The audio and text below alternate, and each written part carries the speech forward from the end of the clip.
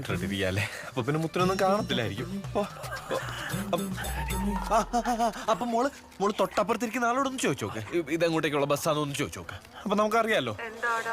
മോള് ബസ്സില് മോളുടെ ഇപ്പുറത്തെ സീറ്റിലിരിക്കുന്ന ആളോടൊന്ന് ചോദിച്ചു നോക്കിയേ, ഇതെങ്ങോട്ടേക്കുള്ള ബസ്സാന്ന്.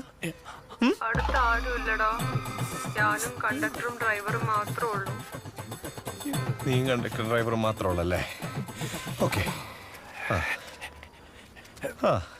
അപ്പൊ പിന്നെ വേറെന്ത് ചെയ്യാനാ, മോള് കണ്ടക്ടറോടൊന്ന് ചോദിച്ചു നോക്ക് വണ്ടി എങ്ങോട്ടേക്കുള്ളാന്ന്. കണ്ടക്ടർക്ക് അറിയായിരിക്കുമല്ലോ.